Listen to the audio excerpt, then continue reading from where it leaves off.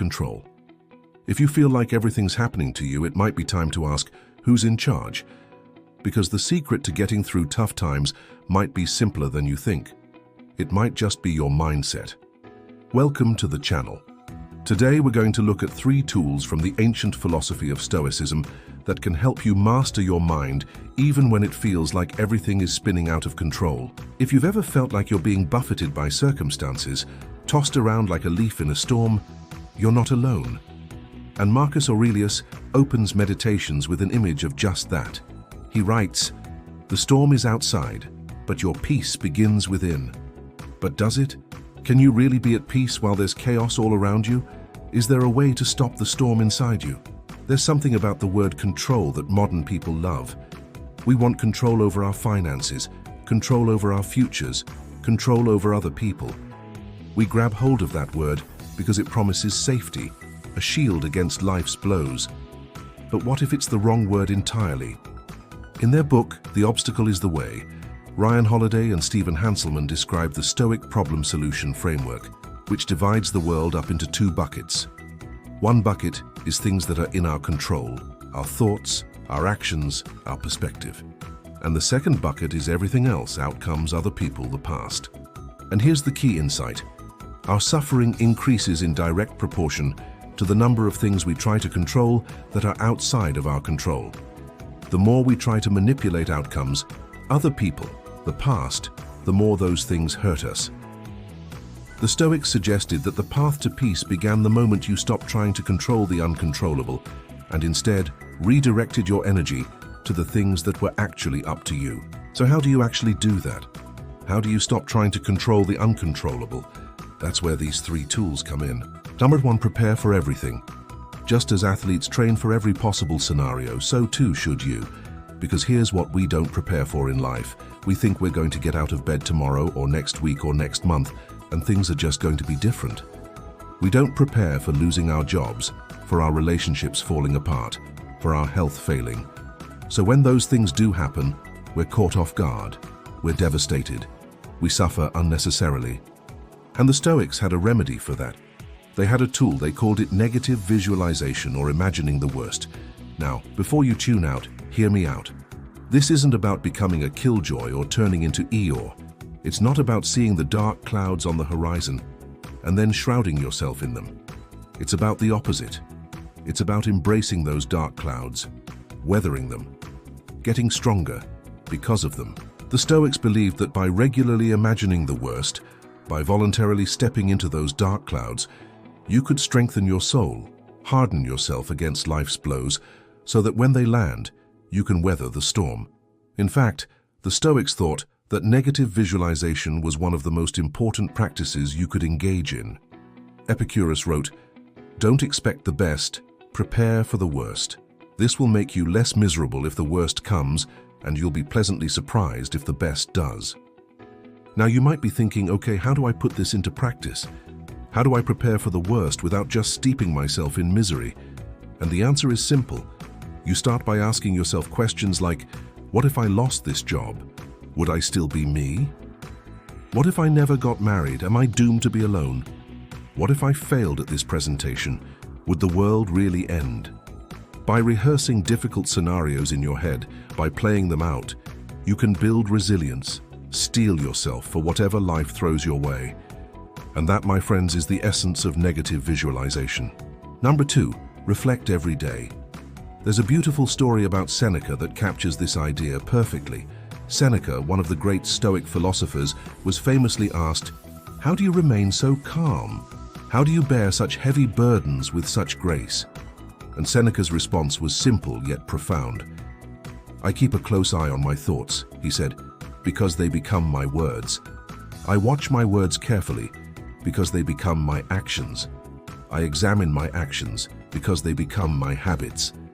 I reflect on my habits because they become my character, and for my character, I am responsible." Seneca was basically saying that he keeps an eye on everything he says and does, not because he wants to control his life, but because he wants to understand it. He knows that every thought, every word, every action, every habit, every character trait ripples outward into his life, shaping who he is, how he experiences the world. And that's the spirit of daily journaling, of Stoic reflection. It's not about controlling the future, it's about understanding the present. Every night before bed, you sit down with a pen and paper and you write down what affected you during the day.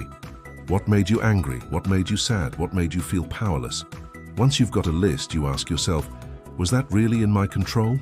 And more often than not, the answer is no. You realize that what you thought was in your control, what you were trying to manipulate, wasn't actually up to you. It was up to someone else or simply out of your hands. When you do this day after day, week after week, year after year, you get better at separating the things that are up to you from the things that aren't. You get better at focusing your energy where it actually matters. That's what Seneca did. That's what Marcus Aurelius did. And it can be your superpower too. Number 3, embrace discomfort. One of the most powerful practices you can adopt when life feels out of control is to regularly step outside of your comfort zone. Why? Because discomfort makes you feel vulnerable. It exposes the fragility within you. And in that moment of vulnerability, you discover something essential. You discover that you're stronger than your comforts.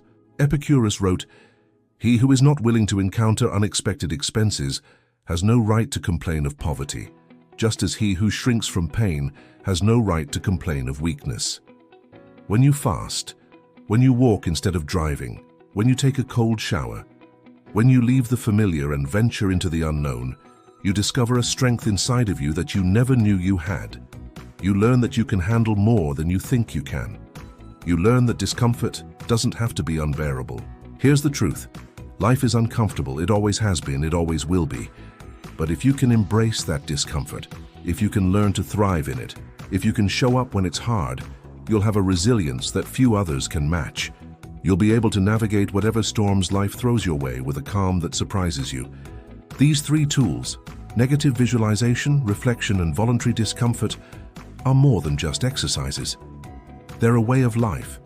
They're a commitment to inner peace, to strength, to resilience. They're a reminder that in a world that feels out of control, you have a power that no one else can touch, the power of your mind. This is the host. And until next time, may your mind be your calm in the midst of the storm. Some days you wake up and everything feels like it's going your way. You got this feeling like you could take on the world because you're on top of the world. And other days, well, not so much. Some days it seems like the world itself is conspiring against you, and to make matters worse, you're powerless to stop it. You probably think that what you need is to get more of those good days or to avoid those bad days altogether. But the truth is, you can't do either. The only thing that you can control is how you react to the events that life throws at you. So here are 3 ways to master your mind when life feels out of control. Number 1, don't fight reality. It sounds obvious, but we do it all the time, don't we? We resist reality because we want things to be different than they are. But fighting reality is futile and exhausting, and it prevents us from seeing what's actually possible. When you're resisting something, you're giving it power over you. Fighting reality gives it strength. And this is why the first step to regaining control is to simply accept what is.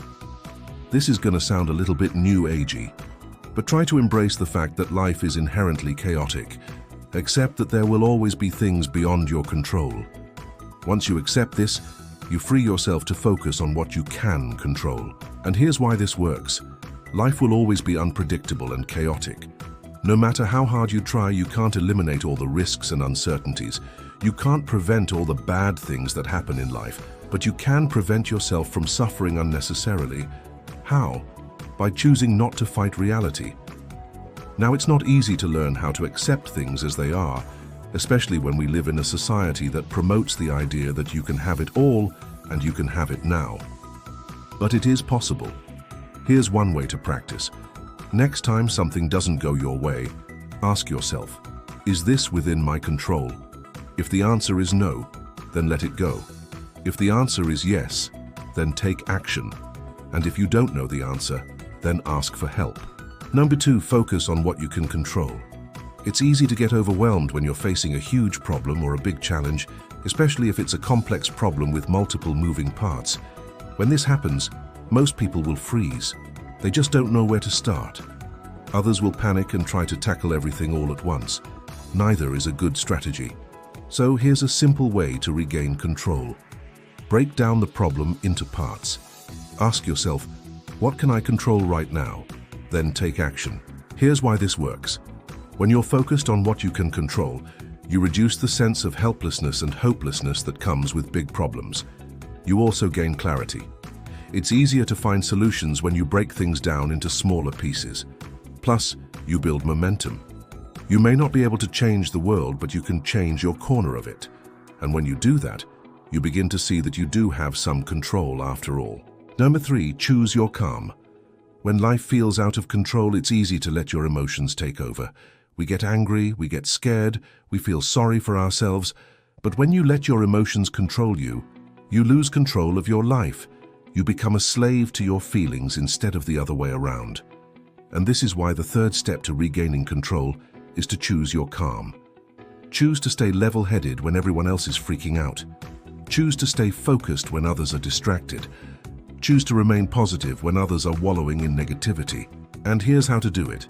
First, you need to become aware of your emotional state. Are you getting defensive? Are you starting to blame others?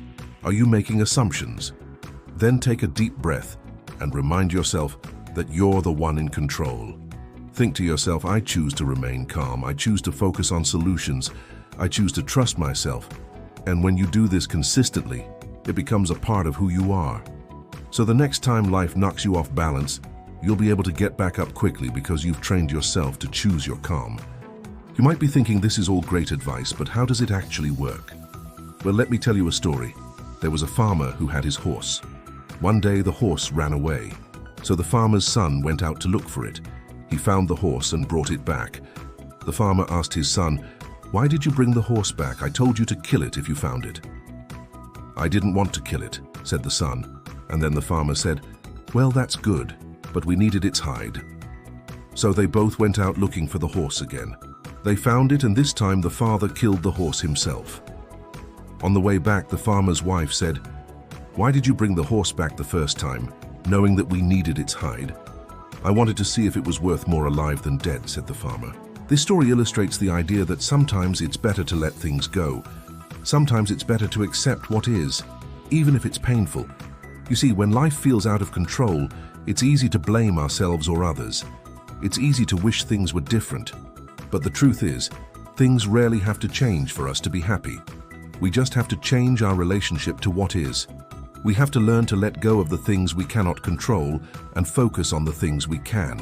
So which will you choose? Will you choose to fight reality, or will you choose to accept it? Will you choose to let your emotions control you, or will you choose to stay calm and focused? The choice is yours, and whatever you choose will determine whether you feel in control of your life or not. Why does this work? Because here's the secret truth about resilience.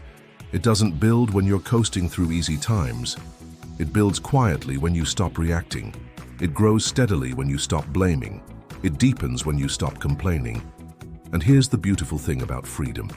It's not found in changing the world, it's found in changing yourself. It's not found in eliminating chaos.